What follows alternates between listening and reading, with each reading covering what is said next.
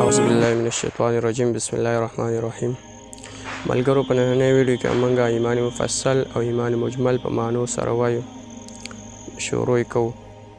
آمنت بالله، ما ایمان راوړی دی په الله باندې، و ملائکته او په ملائکو باندې، و کتبه او په کتابونو باندې، و رسوله او په رسولانو باندې، والیوم الاخر او په ورځ د آخرت باندې، ولقدر خیره و شره من الله تعالی، او د خیر او د شر اندازه چې دا د الله د طرفه ده په دې باندې، یعنی په ښه او په بد تقدیر باندې چې د الله د طرفه دی. والبعث بعد الموت، والبعث بعد الموت، او د مرګ نه پس په دوباره ژوند باندې. آمنت بالله، ایمان ما راوړی په الله باندې، کما هو لکه څرنګه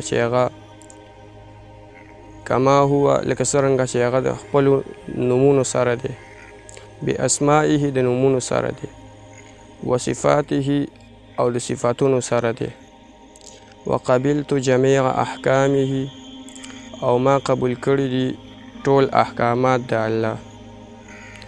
اقرار باللسان، زه اقرار کوم په ژبه سره، و تصدیق بالقلب او تصدیق کوم په زړه سره.